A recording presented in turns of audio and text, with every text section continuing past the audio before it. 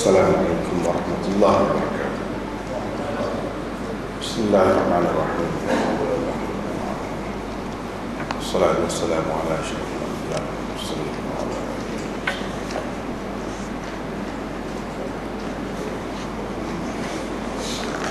Insyaallah malam ini adalah perbincangan yang terakhir untuk nota.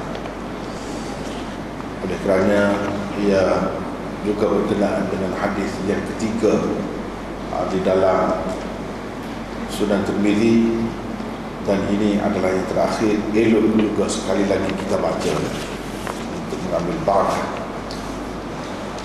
Muka surat 39 bab ketiga dan hadis ketiga.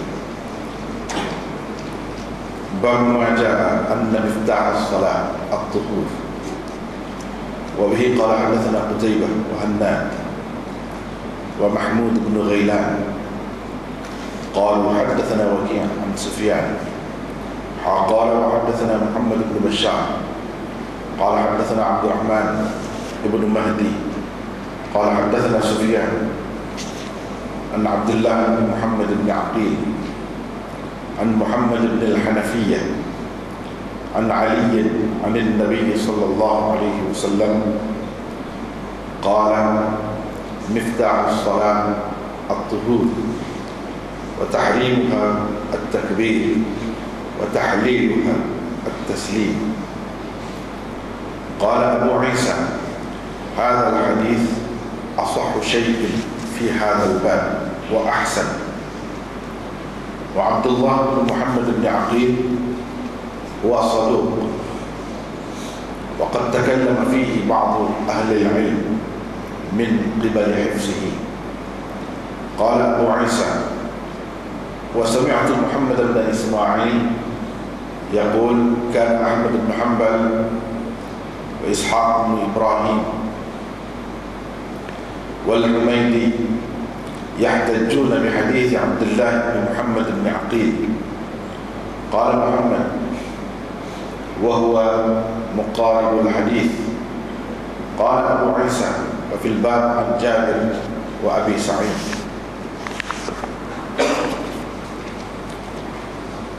Bab tentang kunci salat itu ialah suci.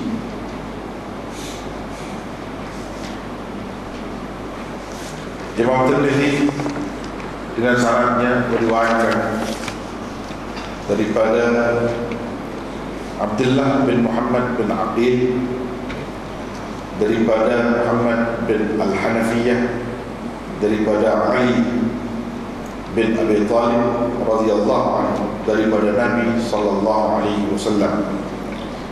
Baginda bersabda, kunci salat itu ialah suci, tahrimnya takbir dan tahlilnya taslim.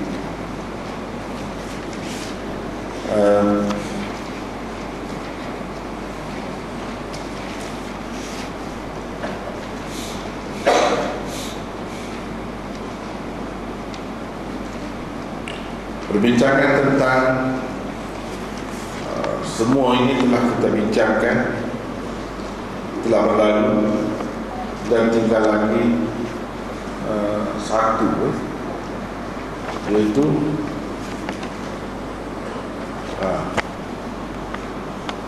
muka surat, pergi pada muka surat 50 ya.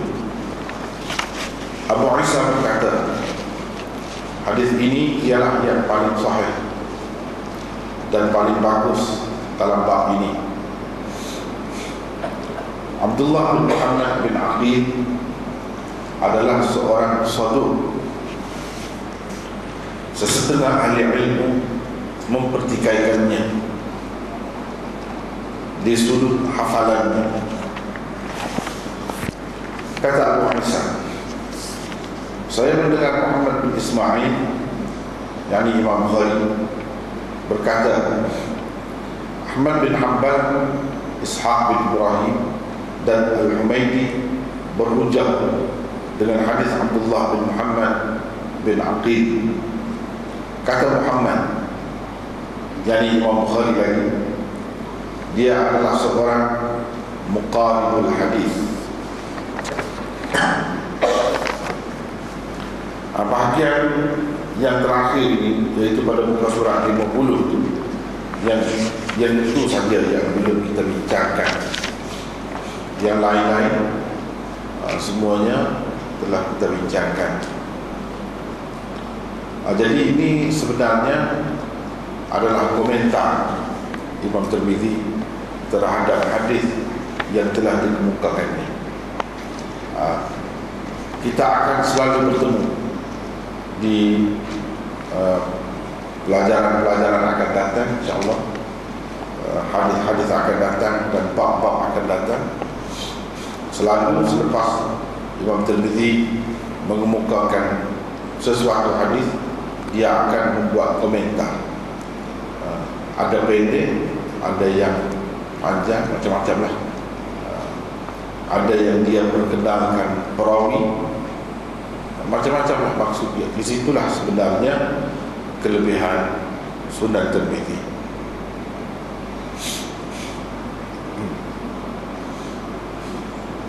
Kalau kita lihat kepada hadis ini, sanad dia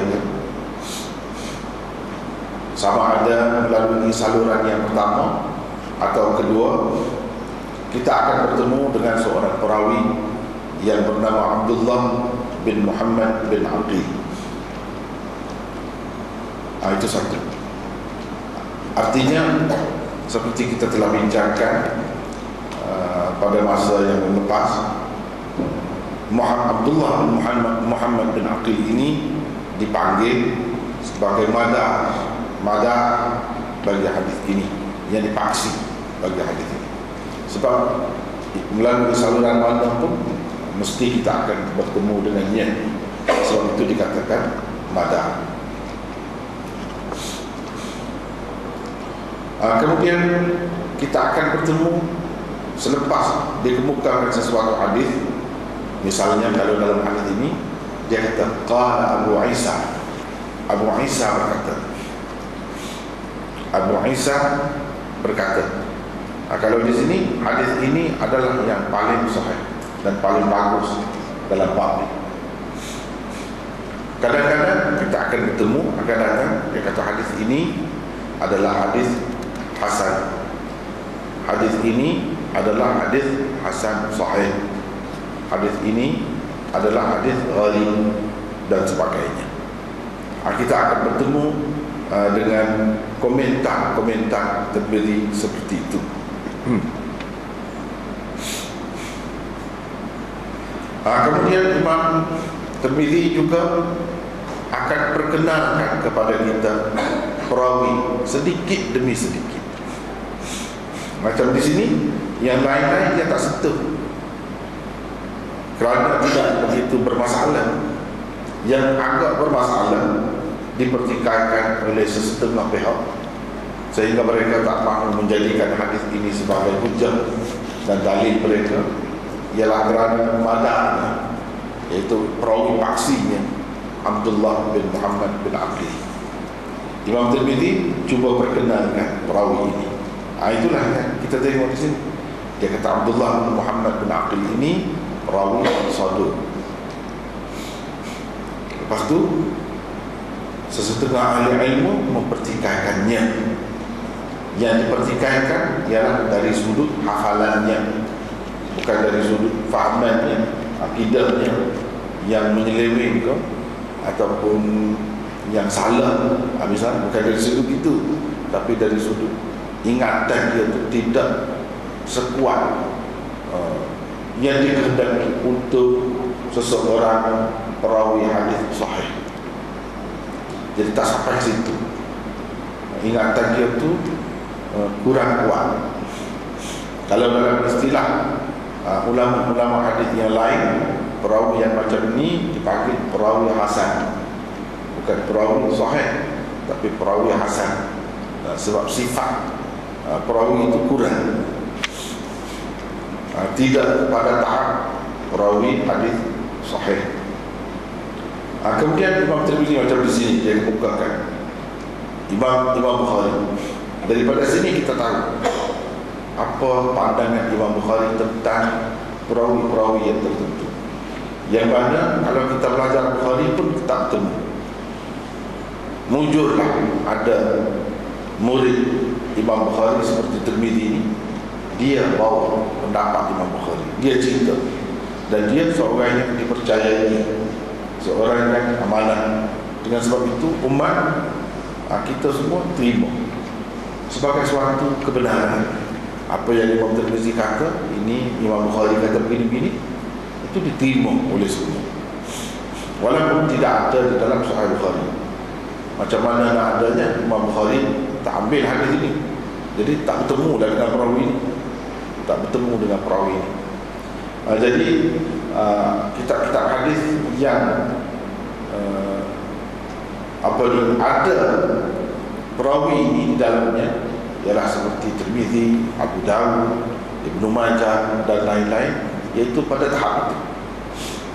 Pada tahap itu, yang mana kalau kita belajar dalam Mishkat, dia bahagikan, dia kategorikan hadis yang dia masukkan dalam Mishkat itu kepada 3. Yang pertama, kategori sahih, itu dalam fasal yang pertama. Yang kedua, kategori hasan, dia masukkan di bawah fasal yang kedua. Dan yang ketiga, kategori bawah lagi daripada hasan. Kadang-kadang ada yang dhaif, macam-macam ada. Itu di bawah fasal yang ketiga. Jadi hadis-hadis daripada kitab-kitab ini ialah pada kategori yang kedua. Kalau dalam Mishkat, kita nampak di situ bagaimana dia letak itu. Dan Imam Bukhari tak ambil hadis ini. Walaupun bagaimanapun kita dapat mengetahui pandangan Imam Bukhari tentang seseorang perawi. Kenapa dia tidak ambil hadis daripada perawi ini, kita dapatkan dengan adanya murid-murid dia seperti Imam Muslim, Imam Tirmidzi dan lain-lain. Tetapi Imam Tirmidzi lebih banyak mengumpulkan pendapat Imam Bukhari tentang seseorang perawi yang dhaif. Kiranya perawi itu tak ada dalam kitab Sahih Bukhari dia, tapi Imam Bukhari memang mahir, alim tentang perawi-perawi ini, sama ada perawi yang sahih atau perawi yang dhaif. Dia menjadi tempat rujukan. Imam Tirmidzi selalu mengemukakan pendapat Imam Bukhari di dalam kitab sunannya dari awal sampai ke akhir dalam jarh dan ta'dil perawi-perawi itu. Begitulah. Kita tengok muka surat 50 ya.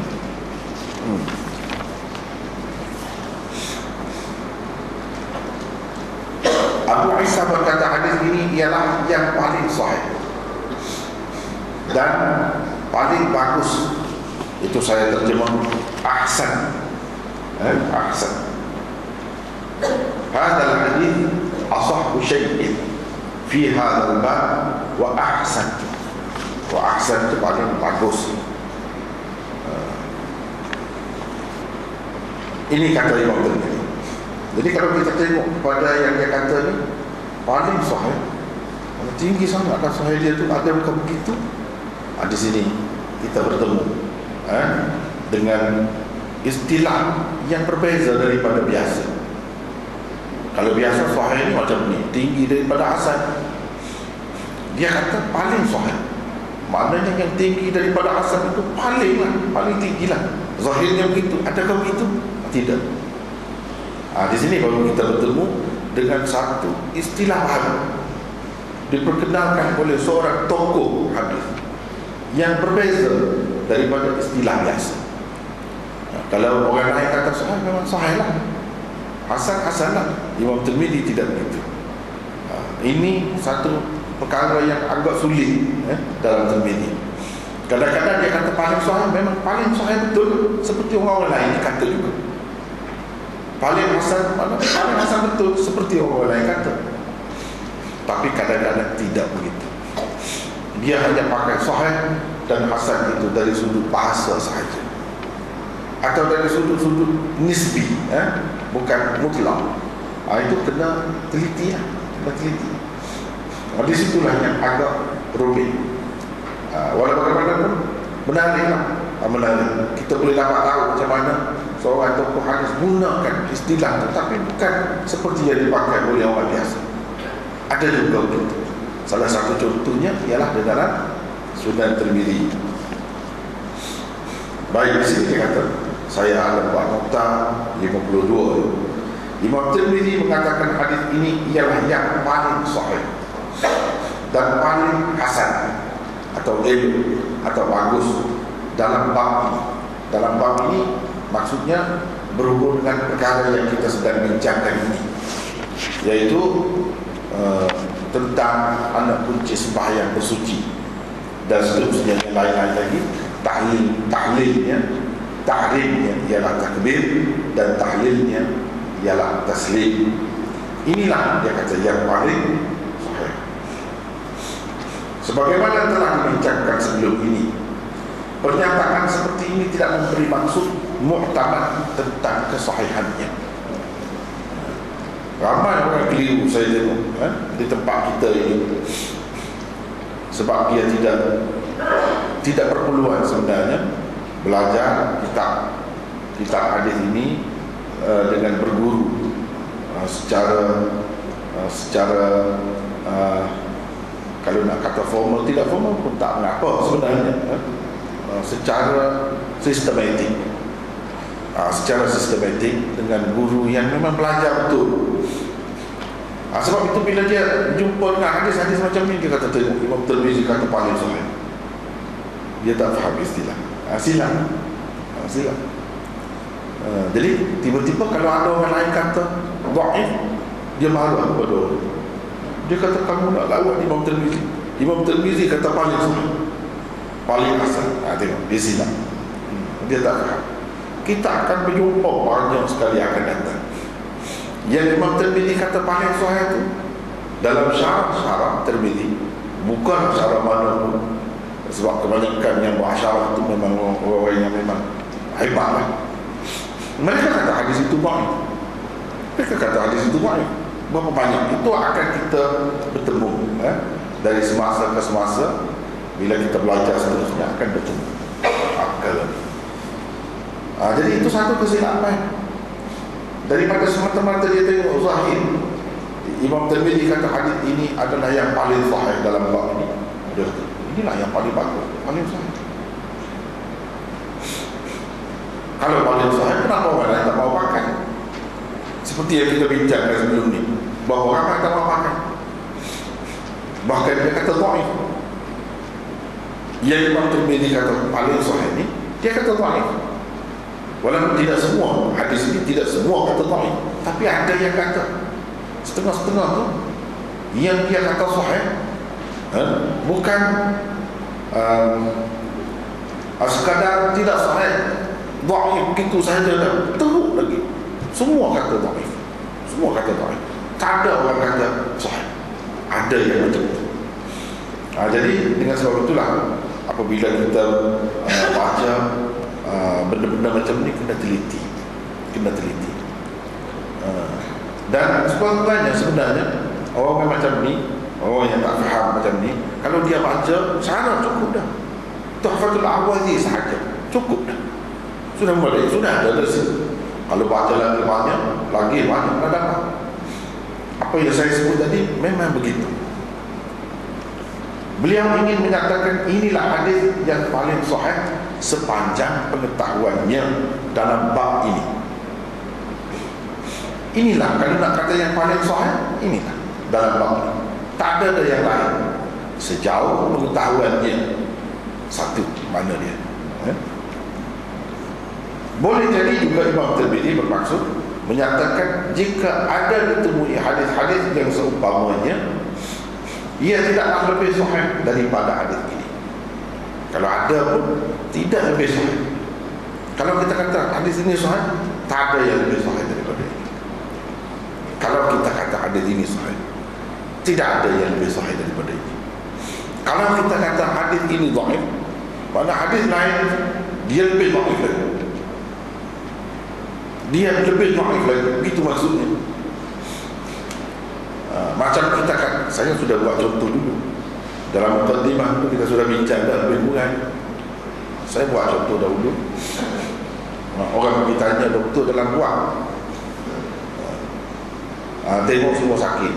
Doktor kata yang paling sihat dalam buah ini, dia ni lah, katil sekian-sekian, katil sekian-sekian. Padahal dia sakit juga. Dia kata dia paling sihat. Kalau sihat, buat apa duduk dalam buah? Kenapa tahan lagi? Suruh balik sajalah. Ini dipanggil sahih nisbi. Nisbi. Paling sihat berbanding dengan yang lain-lain yang ada. Bukan paling sihat nak dibandingkan dengan yang ada dalam dunia. Bukan. Nisbi. Selalu Imam Tirmidzi gunakan begitu.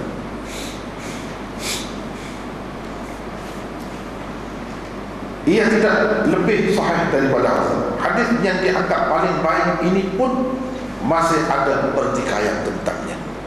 Macam hadis yang kita bincang ni, dia kata paling sahih, paling elok. Ni kan kita sudah belajar dah sebelum ni, berapa banyak dipertikaikan. Ramai sekali ulama pertikaikan.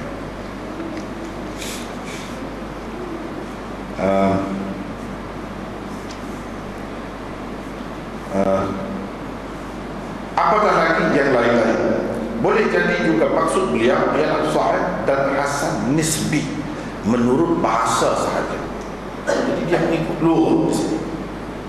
Macam kita kata tadi lah, paling sehat.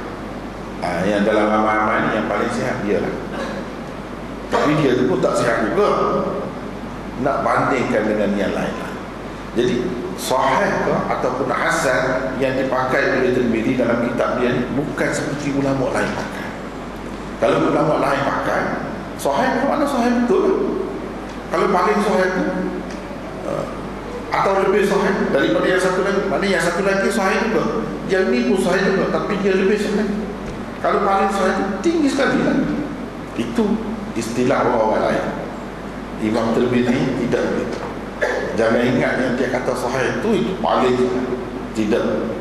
Ada kalanya kedua-duanya dhaif. Dia kata yang ni lebih sahih daripada yang satu lagi, padahal kedua-duanya dhaif. Itu istilah dia sendiri.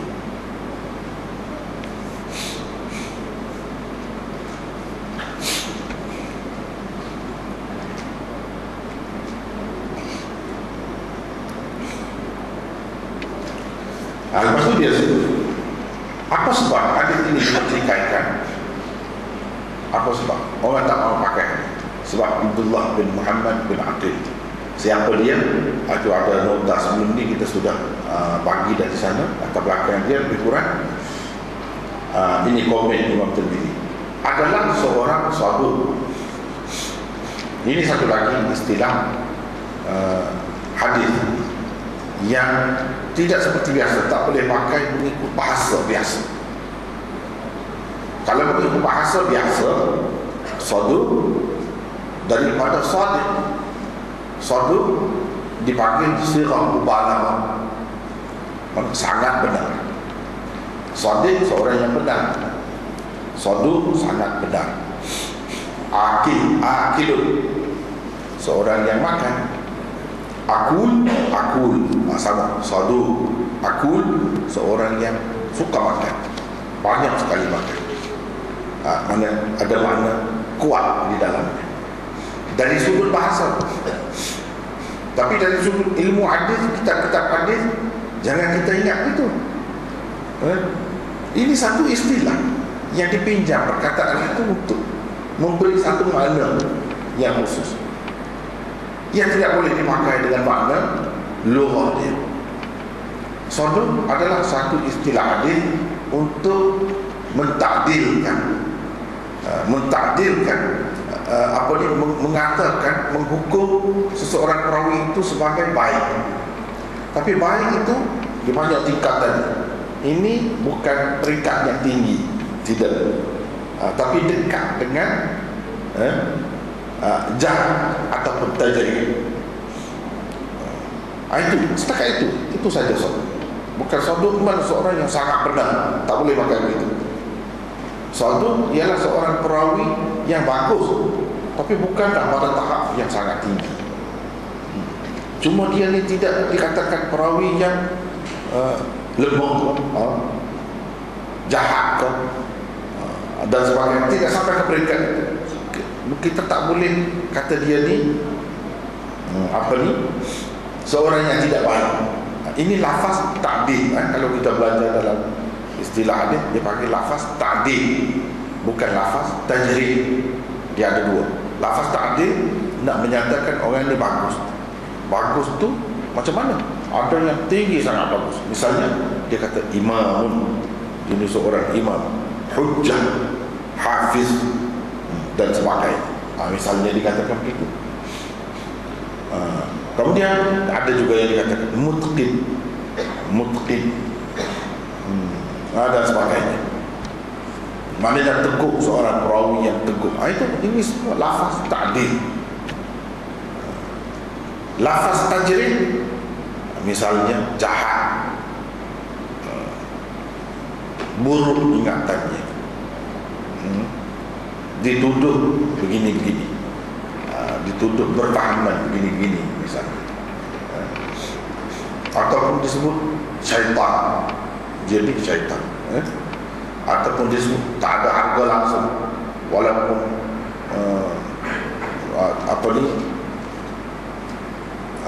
tahi lembu, tahi unta, tak ada nilai, macam tahi unta saja, tak ada tahi lembu saja, ada sampai macam itu, disebut dajjal dan sebagainya. Ini semua lafaz tajrih. Bila kita dapati seorang perawi itu dikatakan saduq, macam di sini Imam Tirmidzi kata Abdullah bin Muhammad bin Aqil adalah seorang saduq. Ini bermakna Imam Tirmidzi mengatakan dia ni mentakdirkannya. Itu kalau dalam bahasa yang senang kita mentakdirkan, mengatakan dia ni termasuk dalam saudara orang yang bagus. Tapi bagusnya itu bukan tak tinggi sangat. Kedudukan tidak sama dengan hafiz, tidak sama dengan hujjah, tidak sama dengan imam. Dia tak kata begitu. Dia cuma kata saduq.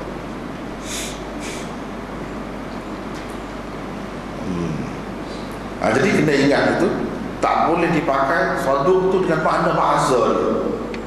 Sangat benar. Kalau macam itu sepatutnya tinggi lah kedudukan. Bukan tinggi. Ini lafaz ta'dil yang rendah.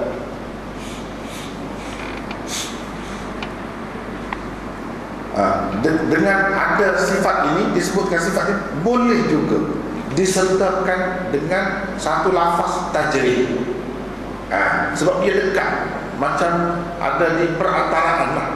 Perantaraan ini, kalau sekarang ni sebenarnya, kalau sekarang ni orang yang belajar staff ataupun lain-lain, dia ada istilah kan, maqbul, jayyid jiddan, mumtaz dan sebagainya. Dia ada macam tu. Jadi kalau yang ni saduq ni, dia macam maqbul saja, bawah tu fail, gagal. Mana dalam keadaan seseorang itu dikatakan saduq, boleh disertakan lafaz tajrih juga bersama. Boleh. Sebab itu dia kata sesetengah ahli ilmu mempertikaikannya di sudut hafalannya. Mana? Itu dipertikai, diletakkan bersama dengan saduq tadi. Sebab dia di perantaraan, bukan tinggi sangat, jauh sangat, sehingga kita nak kaitkan dengan kekurangan itu tak mungkin, bahkan mungkin. Macam di sini, sesetengah ahli ilmu mempertikaikannya, tapi yang dipertikaikan ialah di sudut hafalannya. Hafalannya tak bagus. Sebab begini, kenapa dia sebutkan hafalan?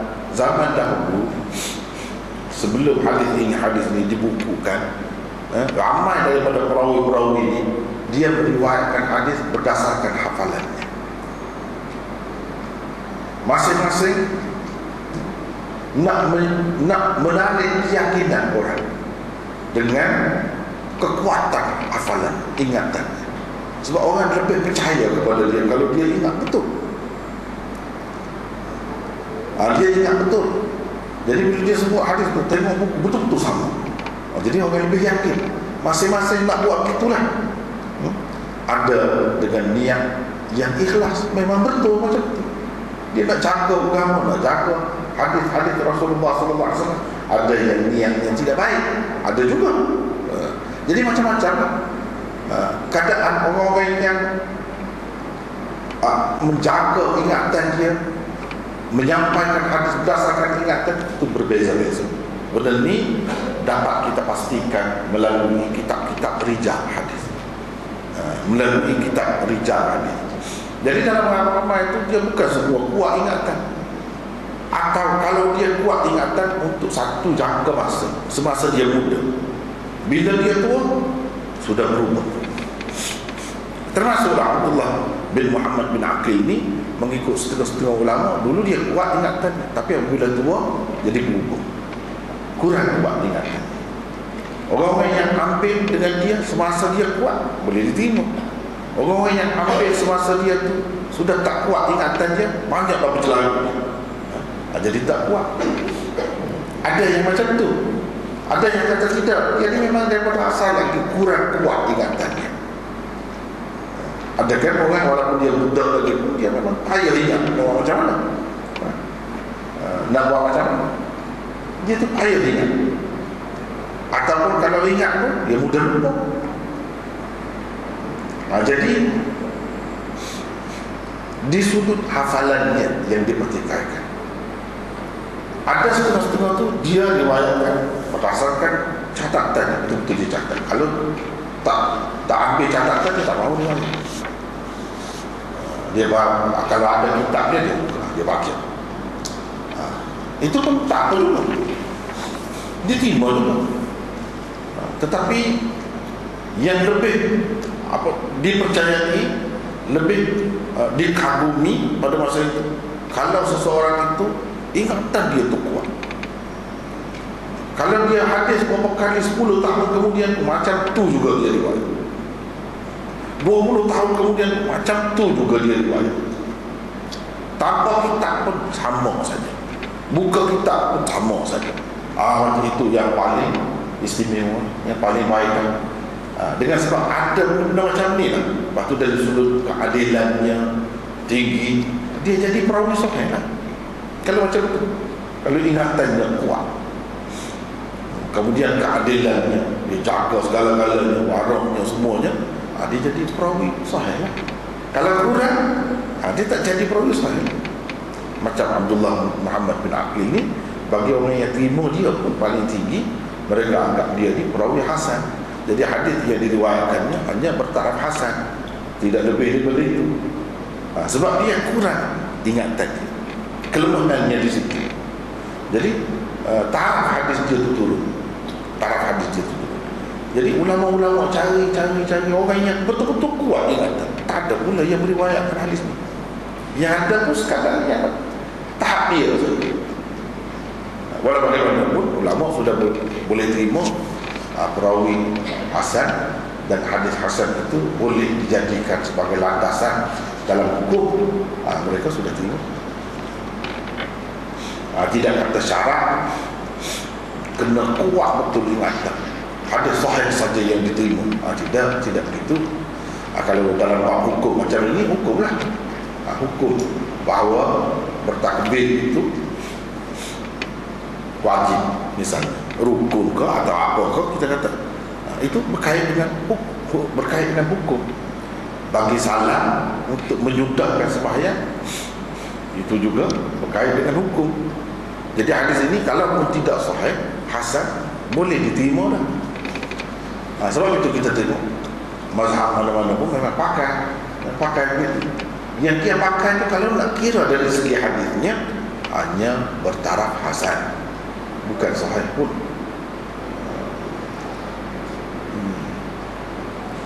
Berbeza dengan kalau kita kata seseorang perawi itu dipertikaikan kerana fahamannya. Itulah.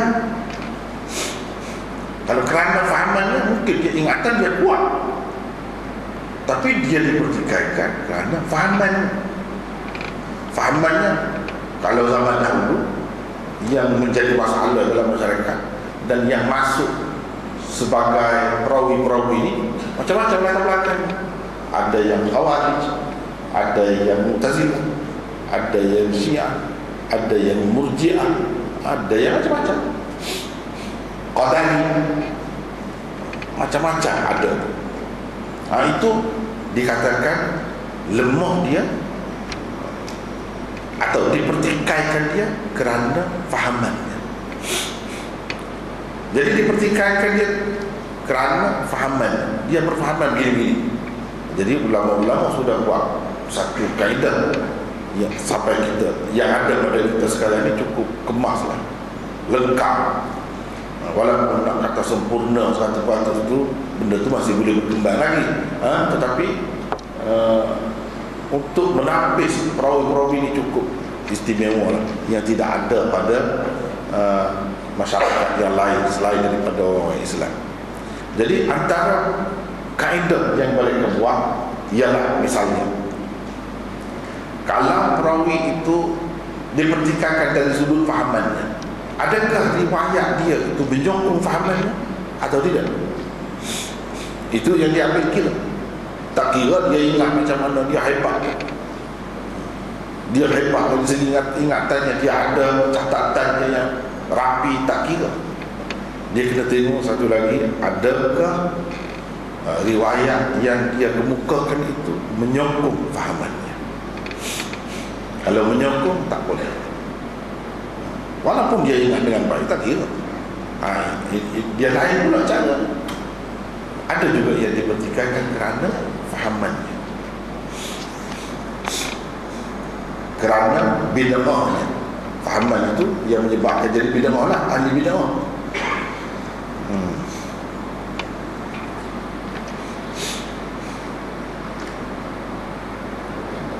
Apa yang kita tengok? Kata Abu Isa, saya mendengar Muhammad bin Ismail, yakni Imam Bukhari, berkata, Ahmad bin Hanbal, Ishaq bin Ibrahim, dan Al-Humaydi berhujjah dengan hadis Abdullah bin Muhammad bin Atiq. Maknanya kita nampak di sini Imam Tirmidzi cenderung mentakdirkan, menyenaraikan perawi ini sebagai perawi yang baik, riwayatnya boleh diterima. Bukan dia saja kata begitu, dia kemukakan beberapa orang. Dan orang ini kata ni siapa yang sebut? Imam Bukhari. Mereka buat hujah. Bila buat hujah, mana tinggi tu, mana hadis dia dijadikan hujah. Jadi dia buat hujah ni, bolehkah kita namakan dia tu sebagai hujah? Tidak, lain. Berhujah dengan hadisnya berbeza daripada seseorang perawi itu hujah lain. Berhujah macam ramai-ramai timbul hadis ini sebab hadis ini hasan, boleh kita jadikan hujah. Itu saja berhujah, maksudnya menjadikannya sebagai dalil dalam bab hukum, sudah boleh. Itu maksud berhujah. Bukan mereka kata dia ni perawi hujah, lain itu. Jangan silap. Perawi hujah lain, perawi hafiz, hujah, imam, dia tak sampai ke peringkat tu.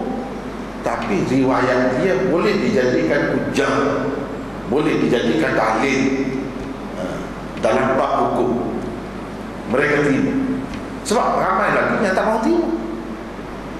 Sebab mereka katanya ini dhaif. Kalau dhaif, bukan perawi hasan, macam mana nak jadi dalil? Kalau hadis dhaif, tak boleh dijadikan dalil dalam bab hukum. Hadis itu jadi dhaif kerana ada perawi dhaif, seorang saja sudah jadi dhaif. Mereka tak mahu terima. Tapi Imam Tirmidzi kata Ahmad bin Hanbal, Ishaq bin Ibrahim dan Al-Humaydi berhujjah dengan hadis Abdullah bin Muhammad bin Atiq. Bila kata berhujjah tu, maknanya mereka terimalah dia ni perawi sekurang-kurangnya hasan lah. Ya itulah yang Tirmidzi namanya. Sebab itu dia kata suatu, dia tidak kata tinggi sangat. Suatu itu boleh dah.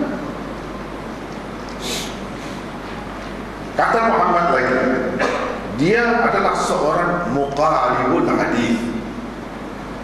Muqaribul hadis. Saya tidak terjemah terus, sebab susah nak terjemah. Jadi kita ambil istilah yang asal, kemudian kita huraikan apa maksudnya. Cuba tengok nota 53. Selepas Imam Tirmizi memberitahu kedudukan hadis ini, beliau telah memperkenalkan salah seorang perawinya, yaitu Abdullah bin Muhammad bin Aqil, dengan menyebut dia sebagai seorang perawi saduq. Sesetengah ahli ilmu mempertikaikan kedudukan perawi ini, terutama sekali dari sudut hafalannya. Kemudian Imam Tirmizi mengungkapkan pula pendapat Imam Bukhari yang menyatakan bahawa Imam Ahmad bin Hanbal, Ishaq bin Ibrahim dan Al-Humaydi berhujjah dengan hadis-hadis Abdullah bin Muhammad bin Aqil. Mereka beralasan walaupun Abdullah bin Muhammad dipertikaikan dari segi hafalannya, namun tahap kelemahan yang terdapat pada hafalannya masih boleh diberikan toleransi. Ia tidak akan menyebabkan hadisnya langsung tidak boleh digunakan ataupun jatuh ke peringkat dhaif. Tidak begitu, tak sampai ke situ. Jadi ada juga kan orang kurang kuat sikit ingatan dia. Bukanlah dia pelupa terus, tidak, tak sampai ke peringkat tu. Ada orang tu langsung tak ingat, dekat-dekat nyanyi. Kalau macam tu lain, tak boleh. Ni dia tak sampai ke peringkat itu. Betul, dia kurang sikit dari segi hafalannya, tapi tidaklah teruk sangat.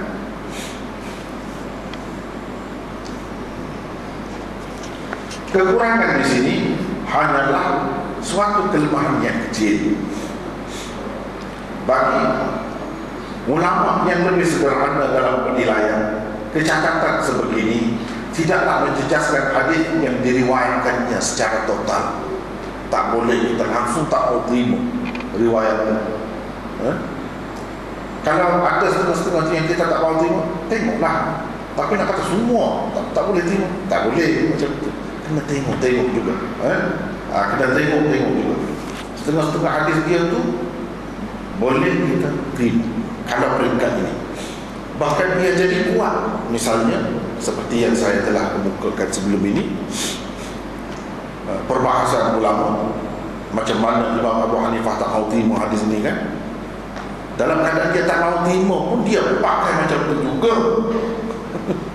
Dia bila nak mulakan sembahyang Allahu Akbar juga, dia tak kata Allahu Azim, Allah Kabir, Allah macam-macam lagi lah, Aziz. Walaupun dia kata boleh sah sembahyang.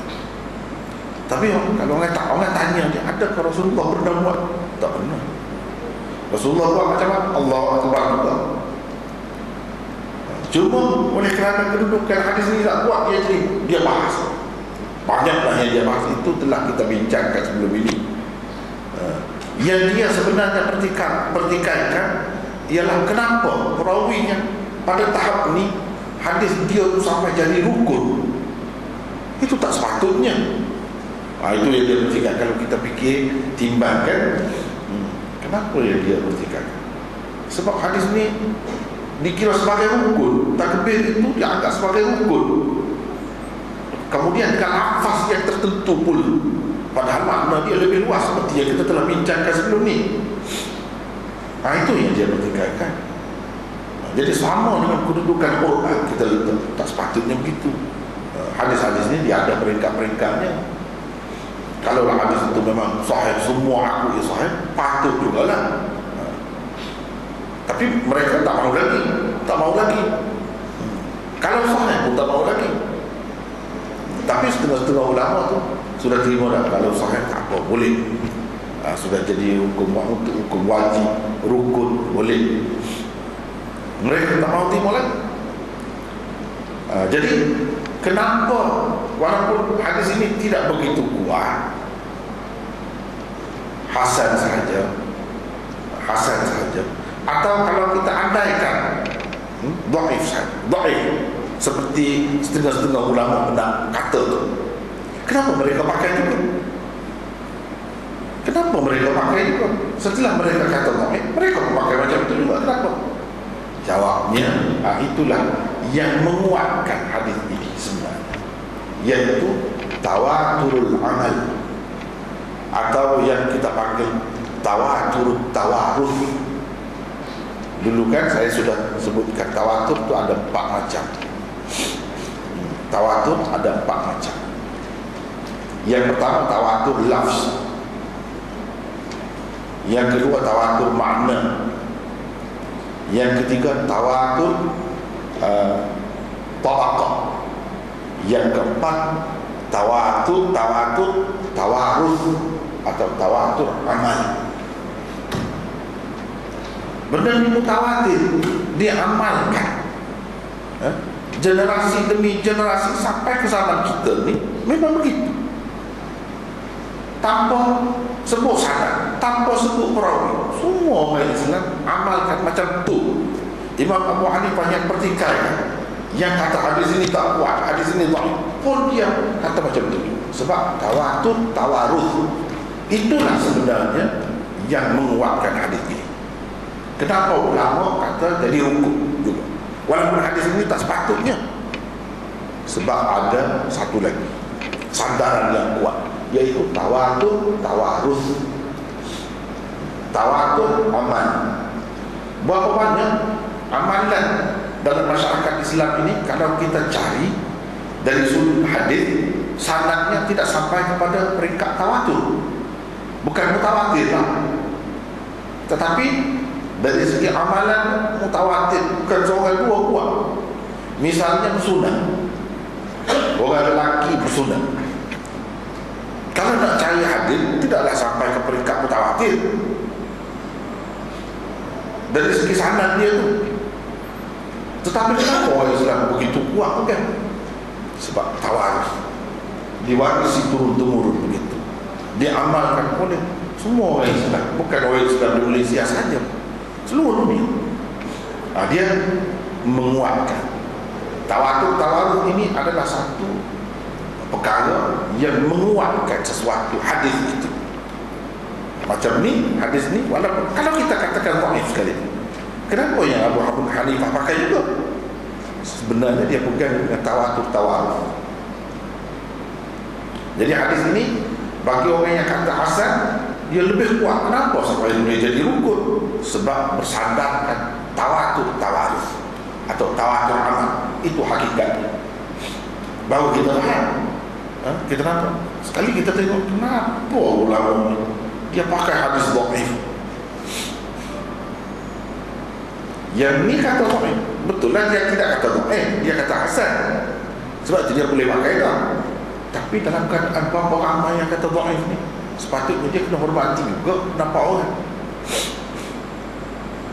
Macam mana dia boleh tengok? Ini yang ramai juga kadang-kadang orang kalau dia tengok satu sudut saja hadis ni, dari sudut sanad saja, memang susahlah kalau macam tu. Dia kena tengok tawaruf dulu. Itu satu perkara yang kena tengok. Sebab ini dia akan menguatkan hadis. Tawatur amal atau tawatur tawaruf. Jadi semoga faham dah. Saya rasa perlu ulang atau perlu ulang. Tawatur isnad itu apa? Tawatur makna itu apa? Kadang-kadang dia sebut lain, kita pun kebingungan, padahal dah sama juga. Tawatur tadlil mustaq, dia sebut gitu. Kata tawatur mana pula kita tak pernah dengar, padahal sama saja dengan tawatur makna, sama saja. Disebut macam lain. Jadi benda-benda tu kita kena faham berkenaan dengan tawatur. Jadi sebahagian besarnya saya telah bincangkan dulu, kita tidak nak bincang panjang. Cuma di sini kenapa dia jadi kuat hadis? Kena faham, kena sedar. Dia bersandarkan tawatur tawaruf, tawaturul amal. Kenapa soal perkara yang kedua? Kenapa orang yang kata dhaif hadis ini dia pakai itu? Dia pakai dengan apa? Jawabnya tawatur tawaruf, tawaturul amal juga. Jadi hadis ini sebagai penyokong saja, sebagai penyokong.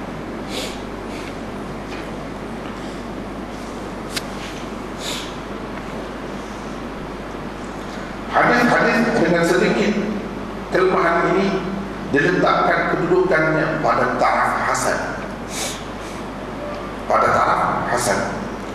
Walaupun demikian, ulama yang tidak mahu menerima sebarang kecacatan dalam menilai kesahihan sebuah hadis tidak akan meletakkan hadis-hadis yang diriwayatkan oleh Abdullah bin Muhammad bin Aqil pada taraf yang tinggi. Dia tak letak tinggi lah, dia terima pun. Jadi hasan saja, paling tinggi. Mereka beranggapan sedikit kecacatan yang terdapat pada perawi akan menyebabkan hadisnya menjadi dhaif. Ini satu golongan lagi. Dia berpendapat itu. Macam Abdullah bin Muhammad bin Aqil pun kata dia dhaif. Sebab apa? Sebab tokoh-tokoh rijal berapa ramai kata dia ni dhaif. Kata dia dhaif. Bukan kata macam Imam Tirmizi kata saduq, macam Imam Bukhari kata muqaribul hadis. Ada, mana dia kata dhaif. Berapa ramai ulama-ulama rijal yang kata begitu. Jadi ulama-ulama fiqh ni pun dia kata dia. Jadi kalau begitu hadis ni dhaif, kalau dhaif tak boleh pakai. Itu mudah saja. Dia tak mahu pakai. Imam Tirmizi kemudian melanjutkan lagi komen gurunya tentang Abdullah bin Muhammad bin Aqil. Imam Bukhari mengatakan Abdullah adalah seorang muqaribul hadis. Ini yang Imam Bukhari sebut. Muqaribul hadis. Maksudnya ialah perawi yang hadisnya berada pada tahap sederhana. Hadis-hadis yang diriwayatkannya hampir dengan hadis-hadis yang diriwayatkan oleh perawi-perawi lain. Itu maksud muqaribul hadis. Lebih kurang sama begitu. Tidak kata ini lafaz ta'dil juga. Setengah-setengah ulama kata ini lafaz tajrid, tapi tidak tepat. Yang lebih tepatnya ini adalah lafaz ta'dil. Tengoklah kerana dia itu berada pada perbatasan, sehingga ada yang kata ini lafaz tajrid, tetapi yang lebih tepatnya ini adalah lafaz ta'dil. Tapi lafaz ta'dil yang rendah lah.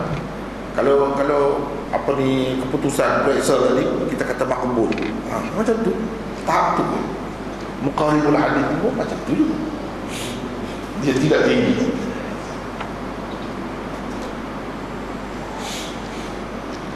Ia merupakan lafaz ta'dil yang rendah. Pengarang kitab Khaza'inus Sunan, satu takrir Tirmizi, Maulana Muhammad Sarfaraz Khan Safdar memberikan komentarnya dengan menyebutkan bahawa di dalam sanad hadis ini terdapat Abdullah bin Muhammad bin Aqil. Dia kata ini tokoh Hanafi. Maulana Muhammad Sarfaraz Khan Safdar ini terkenal sebagai tokoh hadis di Pakistan. Meninggal dunia dah. Mati dah. Memang hebat. Kalau dalam melawan puak-puak sesat ni beri dia seorang cukup, tak payah ramai. Dia seorang. Ada banyak menulis. Jadi kalau dia nak jawab, dia tulis. Memang seorang tokoh hadis yang terkenal di sana. Dia juga takrir Tirmizi sebab dia mengajar Tirmizi. Takrir Tirmizi, takrir ni maksudnya yang dia bahas hadis Tirmizi, murid-murid dia tulis atau rangka, kemudian ditulis. Jadi yang mengajar tu ringkas pun banyak juga yang kita boleh tumpang, kita dapat. Dia kata apa? Hafiz Ibn Hajar di dalam Tahdzib telah mengukirkan pendapat dari beberapa imam hadis berkenaan perawi ini. Imam Ahmad dan Ibnu Sa'ad mengatakan Abdullah seorang munkarul hadis. Tadi dia kata Imam Ahmad berhujah kan. Imam Tirmizi kata Bukhari, Imam Ahmad, Ishaq bin Ibrahim dan Al-Humaydi berhujah dengan hadis. Di sini Hafiz Ibn Hajar mungkin dan kata-kata Imam Ahmad bahawa dia ni munkarul hadis. Munkarul hadis maknanya perawi dhaif yang mana riwayat dia bercanggah dengan perawi hadis sahih. Itu munkarul hadis. Maknanya dia dhaif lah. Pula kenapa begitu? Orangnya sama. Macam pendapat Syafi'i. Kadang-kadang Syafi'i kan siapa imam-imam lain pun sama juga. Kadang-kadang kalau satu masalah tu 5 pendapat dia saja. 5. Bukan 2 saja. Kau jadi kau hadis dah 5 kadang-kadang. Lebih lagi daripada itu pun ada. Seorang-seorang imam. Begitu juga pendapat tokoh rijal tentang seseorang perawi. Mula dia kata begini, setakat yang dia tahu, dia kira setakat yang dia tahu, dia bukan malaikat. Malaikat pun tak tahu semua juga. Setakat yang dia tahu. Mungkin dia berubah, kemudian dia kata macam lain pula. Ataupun satu lagi, sebab seperti saya katakan, dia ni perawi di atas pagar, perawi di sempadan. Jadi kadang-kadang dikatakan dia ni bagus, ta'dil, tapi dekat dengan sempadan. Kadang-kadang dikatakan tak bagus, jadi tajrid, dekat juga dengan itu. Jadi dia boleh bercampur pergi mari. Dia boleh pergi mari. Boleh jadi juga itu maksudnya.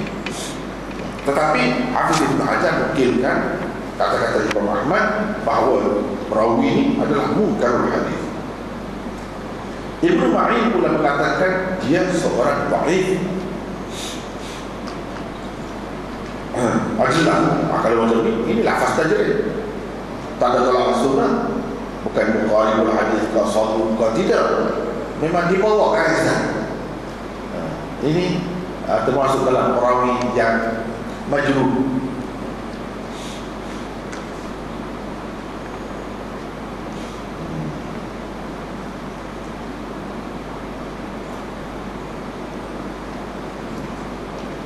Dan hadis-hadisnya tidak boleh dijadikan hujah. Tidak boleh dijadikan hujah. Padahal kita tak boleh kata lah sekurang-kurangnya hadis dia tu hasan. Kalau ada hasan boleh buat hujah. Karena kita tak boleh kata begitulah. Bila kata tak boleh buat hujah, dhaif lah. Dalam hukum tak boleh buat hujah, kata dhaif. Sebab apa? Dhaif. Sebab dia perawi dhaif. Imam Nasa'i turut menyatakan Abdullah sebagai perawi dhaif. Bukan seorang, ramai. Abu Hatim mengatakan hadis-hadisnya lemah dan dia adalah seorang yang tidak kuat.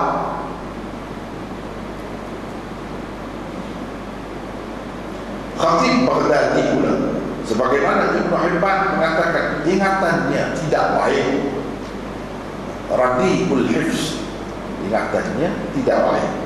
Sedangkan dia meriwayatkan berdasarkan ingatan dia. Kalau ingatan dia tidak baik, tapi dia tidak pernah meriwayatkan berdasarkan ingatan dia, dia riwayatkan berdasarkan catatan dia, itu lain.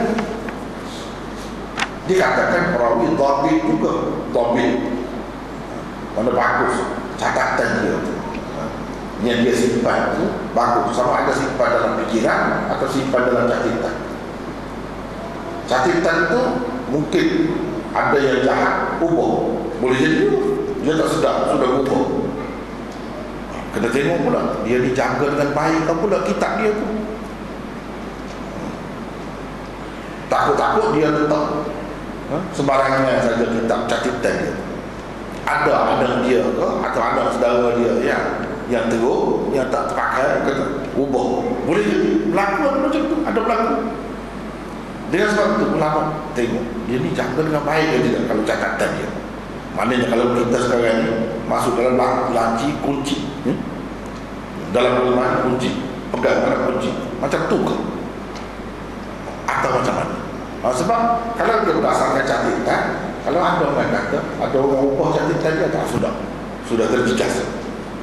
Terjejas. Begitu keadaannya dulu cerita dulu ni, bukan kena-menda sekarang ni.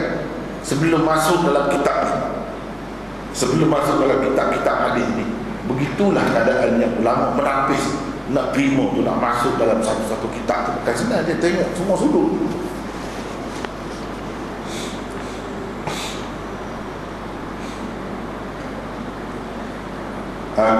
Kritikan inilah yang dimaksudkan oleh Imam Tirmizi dengan katanya sesetengah ahli ilmu mempertikaikannya.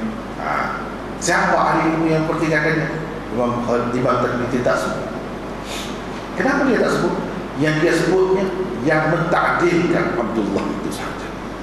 Maknanya dia menunjukkan sikap dia yang dipilih olehnya berhubung dengan perawi ini, iaitu orang yang dia sebut itulah, dia kemukakan itu, dia pun terima juga. Tapi tidaklah terima perawi ini sebagai perawi yang sangat tinggi, perawi hasan, boleh terima. Sebab itu dia kemukakan orang-orang itu, Imam Bukhari, orang itu yang terima.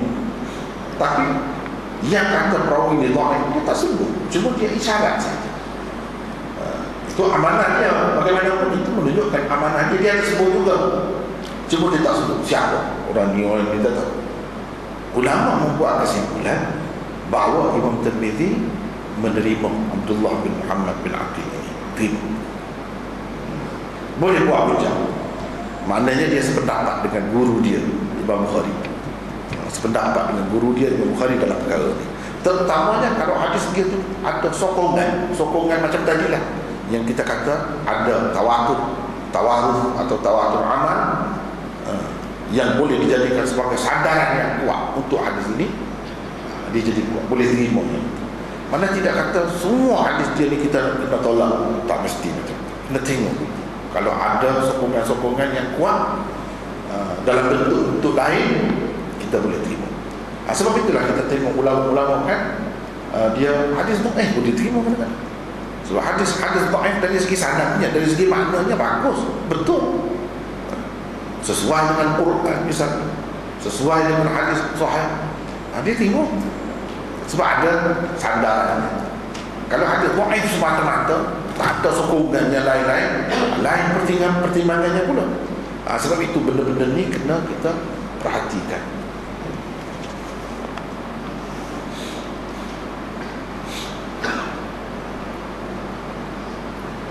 Bagaimanapun Imam Tirmizi, di sini itu sebahagian yang saya tulis. Kalau nak pula banyak lagi. Mana ramai yang mentajridkannya dengan mentakdirkan. Mana ramai yang mentajridkannya. Ramai yang mentajridkannya. Imam Malik tak ambil hadis daripada perawi, kita ambil satu. Imam Malik. Yahya bin Sa'id Al-Qattan tak mahu terima hadis. Ramai orang-orang yang besar-besar, yang hebat-hebat itu, Ibnu Khuzaimah, saya tak mahu berhujah dengan hadis. Ini tokoh-tokoh hadis besar tu, lebih ramai tak mahu. Tapi kita kata, kenapa yang sedikit ni pula? Sedikit pun seperti yang saya kata tadi lah, kita kena mengambil kira yang itu, sokongan dia tu, hakikat dia tu, landasan dia tu kuat, asas dia kuat. Sebab adanya tawatur amal dan tawatur tawaruf, macam azan, itu tawatur amal, tawatur tawaruf, khitan, itu tawatur tawaruf.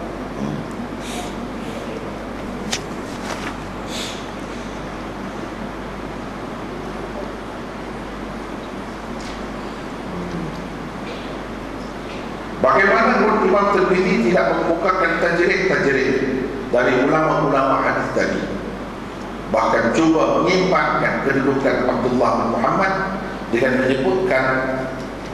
menyebutkan pendapat-pendapat yang menguatkannya, yakni yang mentakdirkan. Imam Tirmizi berpendapat kelemahan Abdullah hanyalah dari sudut hafalannya dan berhasrat memelihara isi kandungan hadis yang pada anggapan beliau boleh dipakai dan digunakan. Memang pun semua orang pakai. Orang yang pertikaikan hadis ini pun pakai begitu juga. Sehingga dalam mazhab Hanafi, walaupun dia kata sah sembahyang itu, kalau tidak kata Allahu Akbar, kata macam lain, kalau tidak sudahkan sembahyang itu dengan salam, sah, tetapi dia berdosa. Maknanya berdosa. berdosa, berdosa. Walaupun dia kata boleh sah sembahyang, tapi berdosa, wajib. Kadang-kadang dia sebut wajib, walaupun benda ni bukan rukun, tapi wajib. Meninggalkan sesuatu yang wajib berdosa. Jadi lebih kurang juga. Sebab tu kita pergi, saya duduk lama-lama di negara Hanafi, tak pernah dengar mereka kata macam lain. Allah Akbar itu jugalah. Tak pernah saya bersembahyang, tiba-tiba imam belum bagi salam bangun pergi. Tak ada macam tu. Sama macam kita juga lah. Dalam pada mereka kata hadis ini dhaif, sebab ada benda lain.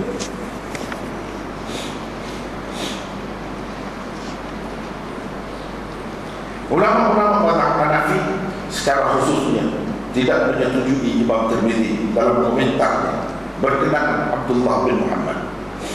Imam Tirmizi telah mengatakan Imam Ahmad Ishaq bin Ibrahim. Ishaq bin Ibrahim itu Ishaq bin Rahawai, sama lah. Kadang-kadang disebut Ishaq bin Rahawai, kadang-kadang disebut Ishaq bin Ibrahim, sama lah, sama. Ini imam-imam besar. Dan Al-Humaydi ini guru kepada Imam Bukhari, berhujjah dengan hadis Abdullah. Seperti saya sebut tadi, berhujjah bukan bermakna mereka kata perawi hujjah. Berhujjah sekadar mengatakan hadis dia boleh kita guna untuk hukum. Walaupun bertaraf hasan itu dah boleh. Sedangkan Hafiz Ibn Hajar di dalam Tahdhib menyebutkan bahawa Imam Ahmad dan Ibn Sa'ad mengatakan Abdullah munkarul hadis. Ini menunjukkan Abdullah bin Muhammad adalah perawi dhaif, kata mereka. Riwayatnya bercanggah dengan riwayat perawi sahih. Tapi di sini tidak ada percanggahan. Jadi kenapa kita kata Ibn Sa'ad dan Imam Ahmad kata dia ni munkarul hadis? Adakah hadis ini bercanggah dengan hadis sahih?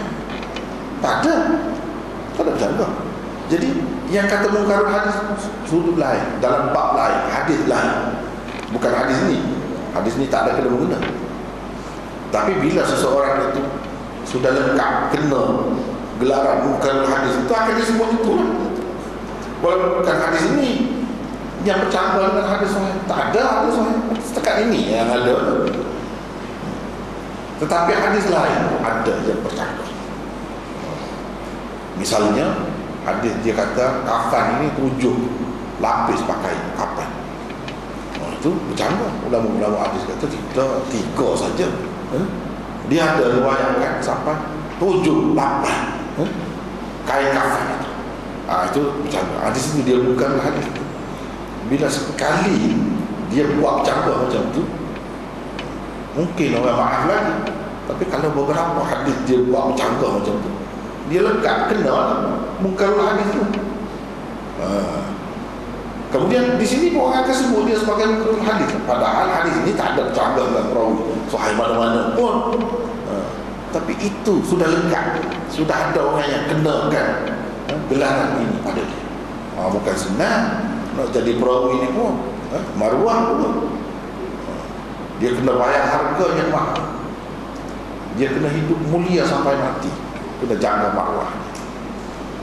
Kalau tak terjaga sampai kiamat, orang sebut dia ni dhaif, dia ni munkarul hadis.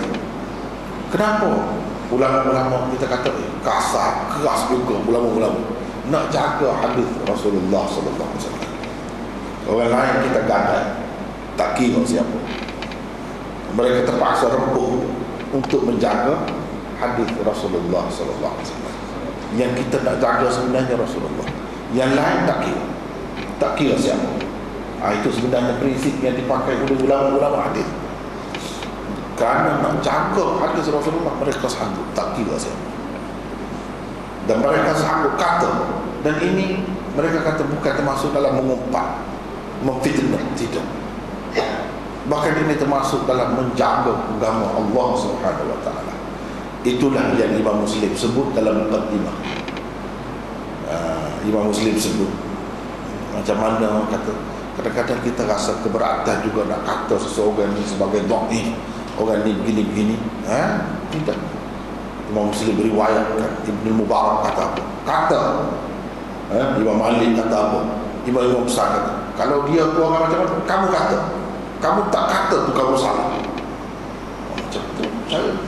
Itu dalam Muqaddimah Muslim, kita boleh dapat benda-benda macam ni, kaedah-kaedah yang dipakai oleh ulama-ulama hadis. Padahal mereka itu orang warak, tak kata budak-budak pada orang. Bila dia kata tu kan mesti orang percaya. Sebab itu dia jaga hidupnya. Mesti orang percaya, mesti betul.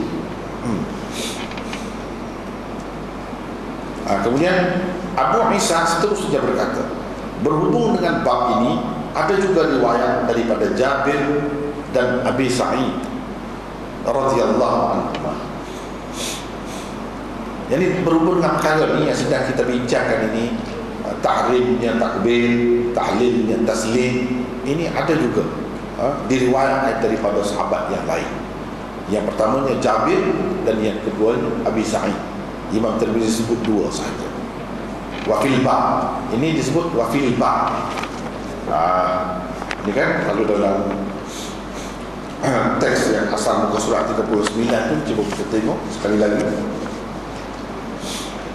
Yang di bawah sekali teks asal, qala Abu Isa wafil ba' an Jabir wa Abi Sa'id. Itulah yang kita terjemah tu. Berhubung dengan bab ini, ada juga riwayat daripada Jabir dan Abi Sa'id. Berhubung dengan bab ini, yang masalah ni, masalah yang sedang kita bincang, ada juga riwayat daripada dua orang sahabat. Cuma Imam Tirmizi tak sebut. Dia tak sebut. Dalam setengah-setengah nuskahnya ada riwayat itu dalam Tirmizi, iaitu hadis yang keempat. Tapi saya pakai nuskah yang tidak ada yang itu. Dalam bab ini ada satu hadis saja. Tapi dalam setengah-setengah nuskah dalam bab ini yang kita bincang ada dua hadis. Salah satunya yang Imam Tirmizi isyaratkan. Saya tak pakai yang itu. Saya pakai yang ada satu saja. Kadang-kadang Imam Tirmizi kata dalam bab ini ada hadis daripada sahabat. Lepas itu dia sebut hadis itu daripada sahabat yang dia isyarat. Ada kalanya dia tidak sebut. Dia cuma isyarat. Kenapa dia buat begitu? Untuk ringkas. Sebabnya kita dapat tahu, bukan seorang sahabat ada meriwayatkan hadis ini, atau dikatakan ada meriwayatkan hadis berhubung dengan perkara ini. Bukan seorang sahaja. Macam di sini hadis yang kita baca, hadis daripada Ali. Bukan Ali seorang sahaja yang menyebutkan perkara yang sama daripada Rasulullah SAW, tapi ada lagi yang lain. Kadang-kadang dia sebut banyak lagi, sampai 10 bukan sahabat dia sebut. Kadang-kadang dia sebut seorang saja, kadang-kadang dia sebut dua orang saja. Jadi yang Imam Tirmizi sebut ni, jangan kita anggap ini saja sahabat yang dia sebut. Tidak, bukan begitu. Nanti akan datang kita akan jumpa banyak yang macam ni. Bukan yang dia sebut ni saja. Boleh jadi ada lebih daripada itu. Ini sekadar untuk sebagai isyarat saja, panduan umum. Panduan umum. Bukan nak kata setakat yang dia tahu setakat ini saja, yang lain dia tak tahu. Tidak, dia tahu. Dia tahu, dia ahli besar. Cuma dia tak mau sebut. Boleh jadi dia bermaksud nak suruh kita cari sendiri. Kamu cari sendiri lah. Berkenaan dengan perkara ni, cuba cari sebanyak mana hadis lagi yang ada daripada siapa. Takkan dia saja buat kerja, dia pun nak suruh kita buat kerja juga. Kalau tidak jadi mengantuk pun kita. Jadi ada latihan untuk kita. Latihannya apa? Kita kena cari. Ada kedua orang ni saja sahabat ni selain daripada ahli yang meriwayatkan tentang perkara, atau ada lagi macam ni. Bila cari, jumpa. Dan yang Imam Tirmizi kata pasti akan, umumnya lah, nak kata semua tidak juga, tapi 95 lebih peratus yang dia kata inilah yang paling sahih dan paling elok dalam bab ini, tepat. Walaupun ada banyak lagi riwayat. Cuba ganti. Tapi ada juga kadang-kadang tidak begitu, maklumlah manusia kan. Kadang-kadang ada yang kata dia kata ini yang paling sahih, padahal ada lagi yang lebih sahih.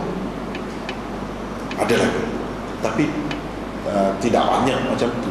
Yang kebanyakan yang dia kata tu betul lah. Seperti nota ni yang terakhir, nota 54. Hadis Jabir yang diisyaratkan oleh Tirmizi di dalam Filbab, dipanggil Filbab.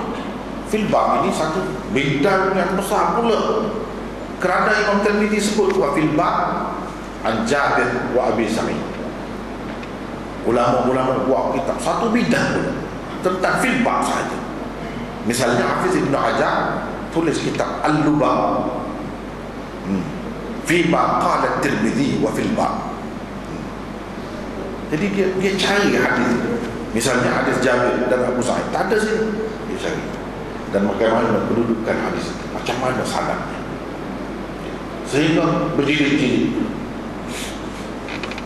Dan terakhir, terkini, salah seorang guru saya di Pakistan, Dr. Habibullah Mukhtar, dia kena tembak, Syiah tembak, mati. Dia tulis kitab, dia mau menantu kepada Maulana Banuri, pengasas Jamiatul Ulum Al-Islamiyah, tempat saya belajar. Menantu dia tulis Kashfun Niqab amma qala Tirmizi wa fil bab, 5 jilid, tulis pasal fil bab ni saja. Tengok kerja yang berpanjang. Imam Tirmizi isyarat itu saja, orang lain buat. Dan dengan adanya buku-buku macam itu memudahkan kita. Kalau tidak, kita kena cari, susah pun nak cari. Terutamanya zaman dulu. Kalau zaman sekarang ni mungkin mudah sikit, cari dengan guna komputer lah, mudah sikit. Mudah, payah juga. Kemudian kalau jumpa macam mana kita nak pastikan hadis ni kedudukannya macam mana pula? Satu hijab berat pula kalau berjumpa pun. Jadi ini dibuat sepanjang masa, bersambung-sambung, tak putus-putus oleh ulama-ulama. Hadis Jabir yang diisyaratkan oleh Tirmizi di dalam Filbab ini telah diriwayatkan oleh Ahmad, Abu Dawud, At-Tayalisi, Al-Bazzar, At-Tabarani di dalam Mu'jam Saghirnya, dan Baihaqi di dalam Syu'abul Imannya. Lafaznya ialah Miftahul Jannah As-Salat wa Miftahus Salat Al-Wudu. Ini kan lebih kurang sama dengan hadis yang kita bincang ni. Lebih kurang sama, tak 100% sama, tapi berkenaan dengan perkara yang sama lah. Bermaksud anak kunci syurga sembahyang, anak kunci sembahyang wudu. Di dalam isnadnya terdapat Sulaiman bin Qarn. Di dalam isnadnya terdapat Sulaiman bin Qarn dan Abu Yahya Al-Qattat, 2 orang perawi dhaif. Hadis Jabir ini terdapat di dalam setengah nuskha Jami' Tirmizi. Itulah yang saya katakan tadi. Dalam setengah nuskha Tirmizi ni, di bawah bab yang ketiga ni, dia ada 2 hadis. Satunya hadis Ali, yang kedua hadis Jabir.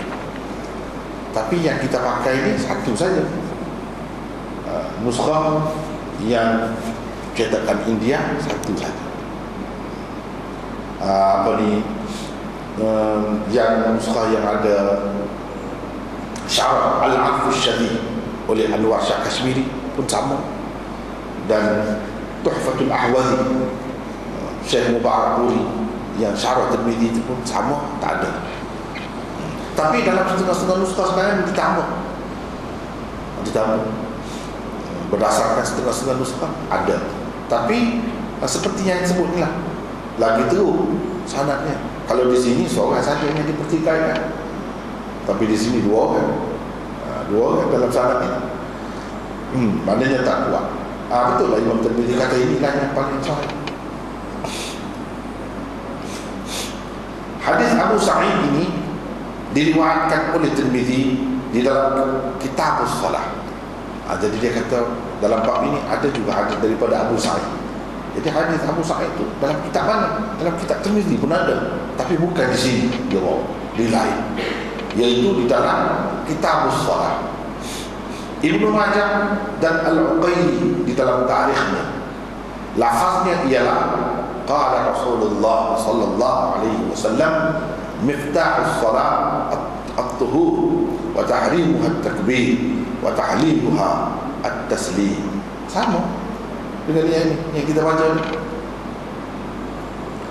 Bermaksud Rasulullah sallallahu alaihi wasallam bersabda, kunci salat itu ialah suci, tahrimnya takbir dan tahlilnya taslim. Di dalam isnadnya terdapat perawi dhaif bernama Abu Sufyan Tarif bin Shihab. Dia seorang perawi yang diijma'kan sebagai dhaif dan matrukul hadis. Ini ijma'. Semua ulama rijal kata ni dhaif, tak ada khilaf. Macam Abdullah tadi kan ada khilaf banyak kan. Ini tak ada khilaf. Dalam Tirmidzi kan. Tapi sanadnya macam tu. Sufyan bin Tarif bin Shihab, dia seorang perawi yang diijma'kan sebagai dhaif dan matrukul hadis. Matrukul hadis maknanya seorang perawi yang hadisnya tidak diterima. Tidak diterima. Jadi bila kata tidak diterima ni teruklah. Tidak diterima macam mana tu ambil tu? Ambil ni macam-macam maksudnya. Seorang perawi diketahui tak diterima hadis. Kalau bawa itu untuk iktibar, untuk iktibar, untuk tengok macam mana rupanya, macam mana rupanya. Bukan nak buat hujah, bukan ambil itu untuk pakai, tidak. Ambil itu untuk buat perbandingan, untuk iktibar dan sebagainya.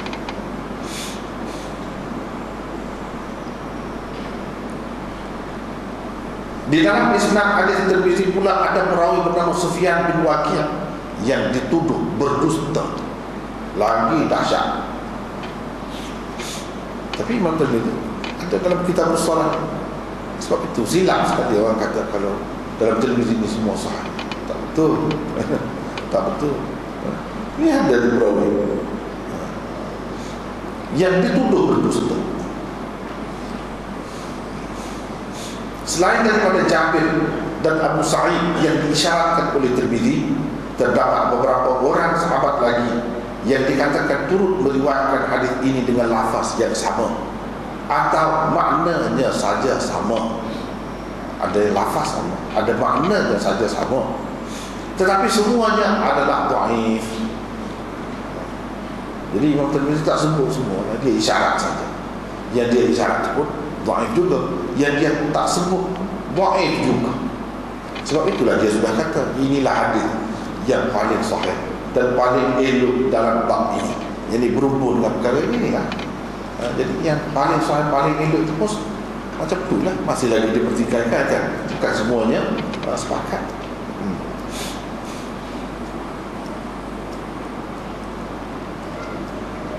Itulah sebabnya Imam Tirmidzi berkata hadis ini ialah yang paling sahih dan paling bagus, paling elok dalam bab ini. Jadi yang dia kemukakan itulah yang paling sahih. Yang lain-lain cuba cari. Betul seperti yang dia kata. Tak ada. Kata tiba-tiba kita dapati ada yang lebih sahih daripada yang itu. Tak ada. Disitulah orang nampak hebat dia. Yang dia tidak isyarat pun dia sudah tahu saja kita sebutkan. Memang dia hebat. Dia sudah boleh buat keputusan. Betul. Jadi itulah. Dengan itu habislah risalah nota kita yang ketiga. InsyaAllah akan menyusul nota yang keempat. InsyaAllah. Jadi sekadar itulah untuk malam ini. Perbincangan penutup tentang hadis yang ketiga di dalam Sunan Tirmidzi di bawah bab tentang kunci salat itu ialah suci. Wallahu a'lam. Akhir da'wana alhamdulillah.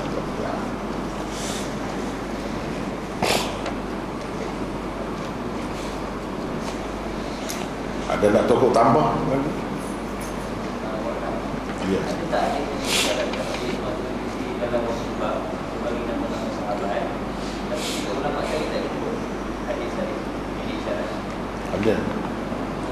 Ada juga. Jadi boleh jadi yang tak jumpa dulu, yang kemudian jumpa. Misalnya dia kata hadis ini lam aqif alaih. Saya tak tahu, saya tak pasti, saya tak jumpa cari. Ataupun dia kata hadal hadis lam ajidhu fi mawadhi'i. Saya tidak dapati di tempat-tempat yang sepatutnya ada, saya cari tak jumpa. Boleh jadi juga, ada macam itu. Tetapi nampaknya setakat ini banyaklah yang jumpa. Kalau ada pun sedikit sangat tak jumpa. Mungkin kalau tak jumpa itu kerana silap cetak. Sebenarnya sahabat lain disebut sahabat lain kerana kesalahan penyalin. Kesalahan penyalin boleh berlaku juga macam itu. Ya.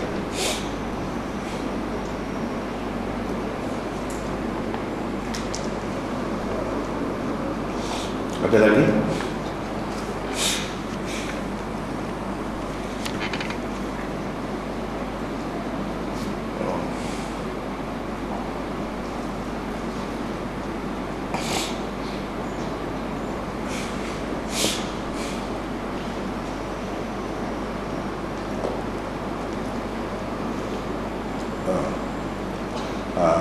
Benarkah anggapan yang mengatakan panggilan nama Ishaq bin Rahawai masyhur diguna di kalangan ahli fiqh?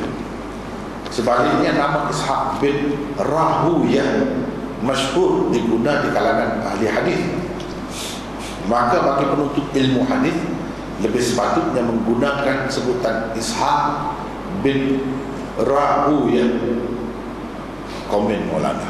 Apa komen? Memang betul ada macam ni, tapi bagi saya tidak. Lebih tepat kita guna nama asal lah.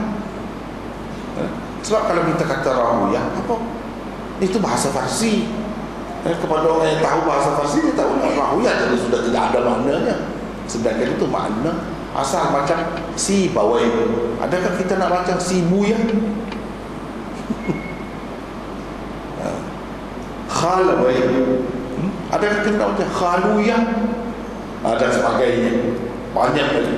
Ini nama dalam bahasa tu. Misalnya kita kata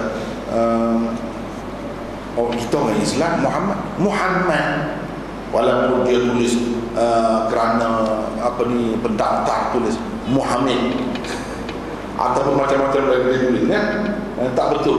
Kita nak baca macam mana? Sepatutnya kita baca yang betul lah. Sebab dia pun orang Islam, dia pun nak berkat nama Rasulullah SAW. Muhammad lah sepatutnya, itulah nama yang sebenar. Takkan kita nak ikut yang ditulis Muhammad, itu orang putih tulis macam tu. Ataupun yang tidak tahu macam ni. Sama juga kalau orang itu nama Muhammad, dia nama ringkas, ditulis ringkas MD, dia panggil Man. Macam MC Mac. Jadi kalau Mac itu tidak jadi gila, tak sesuai. Sepatutnya kita orang Islam, kita tahu dari ringkas pada Muhammad, sebutlah Muhammad untuk berkat.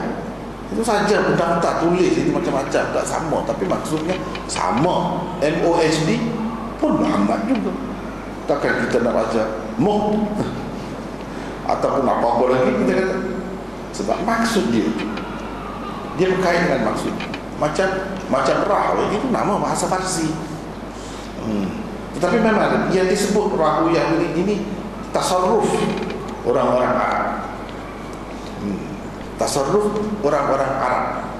Macam kita orang Melayu nama siapa nama? Piramli lah. Piramli itu P itu putih kan. Kalau orang Arab dia tak pandai sebut P itu, jadi putih. Jadi nak ikut cara dia kena ikut yang asal. Kalau putih apa maknanya? Putih kalau mana-mana. Jadi kita sepatutnya ikut makna asal. Bagi saya lebih setuju yang asal. Sebab itu lebih ada maknanya. Walaupun memang betul ada ulama-ulama hadis sebut dia kata Rahuyah. Bagi saya itu mengubah makna asal dia.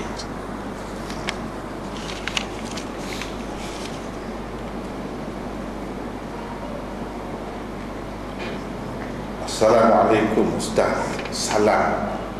Apakah maksud kitab turaf? Ciri-ciri. Apakah beza antara kitab hadis, kitab fiqh dan kitab turaf? Ini semua istilah. Kitab turaf ini, kitab asal namanya turaf, pusaka. Kitab yang diwarisi turun-temurun, kitab lama lah, itulah maksudnya. Kemudian, tapi yang dimaksudkan ini kitab cara ulama dahulu langgaran, bukan cara baru. Itu lebih maksud gitu kitab turaf ini. Ini semua istilah. Jadi lebih dimaksudkan kepada kitab agama yang ditulis oleh orang-orang dahulu, atau kita panggil kitab lama. Itulah kitab turaf. Tetapi tidak pula dikatakan kitab turaf kalau macam kitab Alif Lailah wa Lailah 1001 malam tu kan Arab juga, tapi tidak dipanggil kitab turaf. Kitab turaf ini dia lebih kepada agama lah. Tapi kalau nak kira dari segi makna asalnya, itu ya kitab pusaka, kitab lama, kitab dahulu. Itu saja. Ini istilah yang digunakan di kalangan umum. Tidak salah, boleh nak guna itu pun boleh. Jadi ciri-cirinya macam tadilah yang kita sebut, bersifat keagamaan dan cara lama. Kalau macam kita di sini, di Malaysia ni kitab kuning, kata kitab kuning, kitab kuning itu kitab turaf, kitab lama. Tapi kalau kita sekarang ni kita cetak pakai kertas kuning tu, orang tak kata pula kitab turaf. Mana kitab yang memang lama dah ditulis 200 tahun. Itulah maksud turaf. Apakah beza antara kitab hadis, kitab fiqh dan kitab turaf? Kitab turaf ni macam tadilah. Kitab hadis, kitab yang mengumpulkan hadis-hadis. Kitab fiqh, kitab fiqh. Itu saja bezanya. Walaupun dalam hadis pun ada juga fiqh, tapi dia lebih menekankan kepada hadis lah. Asasnya hadis. Kitab fiqh ada juga hadisnya, bukan tak ada langsung hadis, tapi asasnya fiqh.